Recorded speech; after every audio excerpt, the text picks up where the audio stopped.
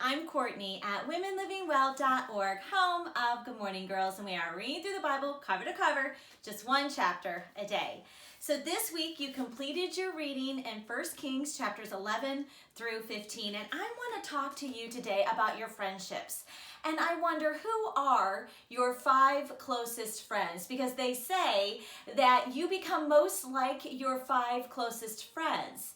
And so I wonder, how are your friendships affecting you? And today I want us to really think about and consider that. And I'm going to share with you some of the effects of my friendships lately on me. But first, I want to just talk about Solomon.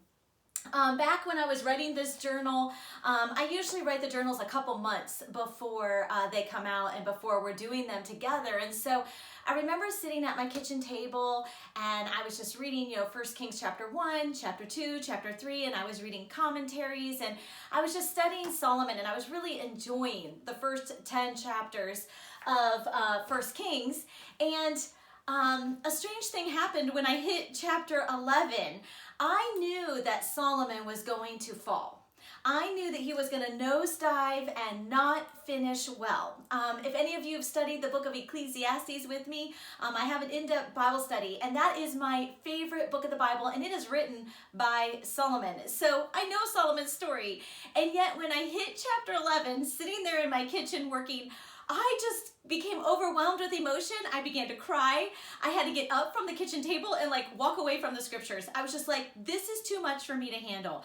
I cannot understand why a man with so much wisdom, who started out so well and who God was blessing so much, why would he disobey God? Why would he walk away and just not finish well? And it broke my heart. It broke my heart to watch this man fall.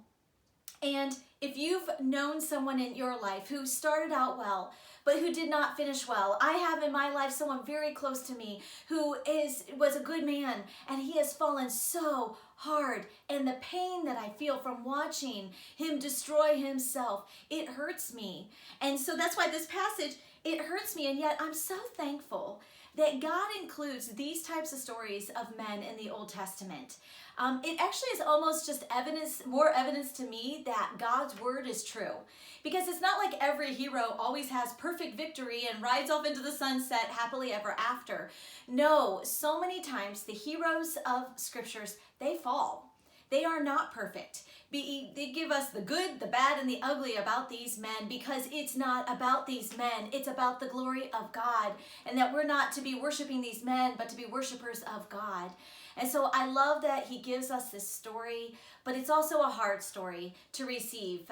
In the same way, also, like if you've had a prodigal child, if you've ever watched a child who has grown up in the faith and God is blessing them and they're walking with the Lord, and then something happens, typically it's their company that they keep.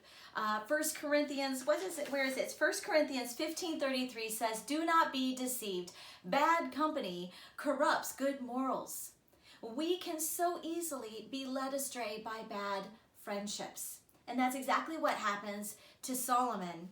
Now, okay, so that takes us to 1 Kings chapter 11. First, let's back up and remember Solomon's story in chapter 4. God comes to Solomon. He tells him that, to ask for anything he wants. And Solomon doesn't ask for wealth, and he doesn't ask for power. He asks for wisdom. And that is amazing. And so he becomes the wisest man who ever lived outside of Jesus. And in chapter 11, he's going to become the wisest fool who ever lived. But anyhow, so God appears to him and he asks for wisdom, and God blesses him. And so then he builds the temple of the Lord. He builds his palace. He then takes the Ark of the Covenant into the Holy of Holies, and the cloud, the presence of God, comes there into the temple. And then he does a prayer of dedication. And then we see once again that God just continues to bless him. God speaks to him again, and he says, "Follow my ways, Solomon. If you follow my ways, I will bless you." But then God gives him a warning. He says, "But if you do not, I will cut you off." And so he continues to, God gives him warnings about following him, but then God also just continues to bless him. In chapter 10, we read of all that Solomon owned, from chariots and horsemen to gold, that they were drinking from gold goblets in his palace, and that he had a throne of ivory, and the ships, the fleet of ships he had. And it says in chapter 10, verse 23, that King Solomon excelled all the kings of the earth in riches and in wisdom, and the whole earth sought the presence of Solomon to hear his wisdom, which God had put into his mind. Wow. He is at his pinnacle. And you know, in Proverbs 16:18, it says that pride comes before destruction and a haughty spirit before a fall. And I have a feeling that Solomon probably felt untouchable. I mean, everyone wanted to be around him. He was the most popular, he was the most famous, he was the most wealthy. And so I think that pride brought him to destruction, because that brings us to chapter 11, very first verse. It says, now King Solomon loved many foreign women.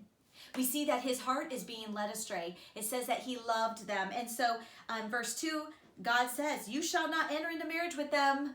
He's like, don't do this. Neither shall they with you. For surely, God warns him. He says, surely they will turn your heart after their gods. And then what's the very next thing say? Solomon clung to these in love. So God says, don't do it. They will turn your heart away. But Solomon clings to them in love. He has a clinging issue. And I wonder today, what are you clinging to that maybe you know is not good? Because watch what happens. It says then that he married them. He disobeyed God. He had 700 wives, 300 concubines. And it says, for when Solomon was old, his wives turned away his heart after other gods. Exactly what God said would happen happened. God's word is true. That's why he gives us warnings. That's why he gives us promises. That's why he gives us commands. We need to trust that he knows. And so Solomon did what was evil in the sight of the Lord. In verse 9 it says, and the Lord was angry with Solomon.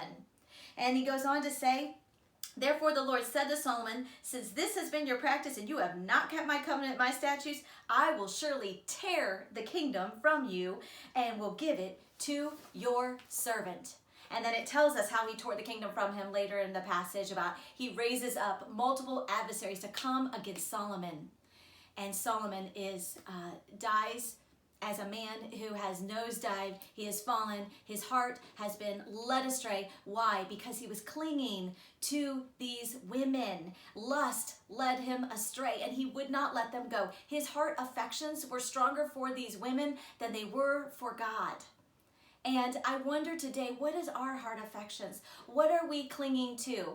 I looked up the word clinging, and it means to clench with a fist. And I think of at night how sometimes after I've had a stressful day, I clench my jaw while I'm sleeping, and I wake up the next day and I'm like, oh, I'm in pain and I have a neck ache and a headache, all because I was clenching my jaw. You know, that's the same thing. If we are clinging to the wrong things, we will have pain to follow. And so I wonder, you know, we see, what was it that actually led him astray? What was his affection? It was on those who were worldly, these women that were worldly. They led him astray. And so I wonder, who is in your life? Who are your 5 closest friends? And could they be leading you astray? Or are they women who are clinging to the cross? You know, that's why I love Good Morning Girls, is because we have groups of women who are clinging to the cross, and hopefully they're encouraging you to keep on following God's word and obeying his commands, and that's what we want.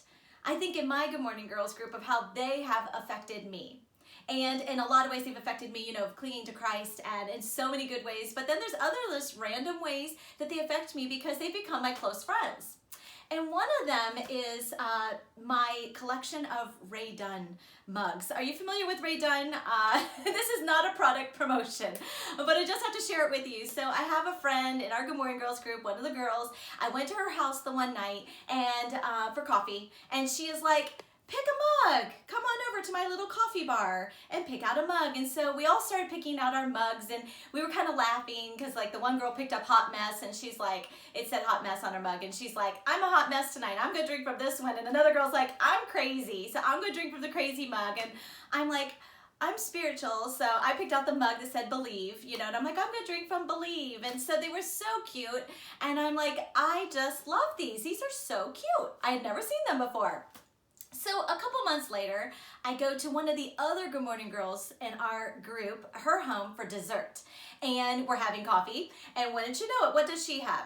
She has a couple really cute Rae Dunn mugs and a really cute Rae Dunn plate. And I'm like, these are so cute. So before you know it, guess what I'm doing? I am at TJ Maxx buying Rae Dunn. Here's some of it. Here, aren't these so cute? So there's these mugs, and then all of a sudden I'm getting the coffee, and I'm getting the tea one, and then before you know it, I'm like, I need a bowl. This is cute. It says good morning. I need the little plate. Yum. This is how our friends affect us, actually. And then I can't reach it all the way back here, but I have some other little things in there. Some they go in my bathroom. I got them as gifts. Last Christmas, our Good Morning Girls group got together. There's 5 of us, and 4 out of the 5 of us for the gift exchange bought Rae Dunn because we know we all love it. And it's a harmless influence on each other, but it does show me that our friends are influencing us. They can introduce into our lives new things. And so the question is, what is it that your friends, what are their affections? What do they love?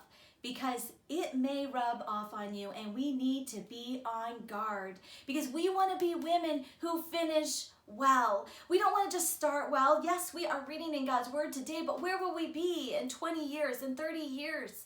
We do not want to be the story of Solomon. We must obey God's word, and we must be on guard and heed God's warnings that what he tells us to do or to not do, we need to obey. So keep being women who live well by drinking from the living well, the living words of God, so that you can finish well. Keep walking with the King.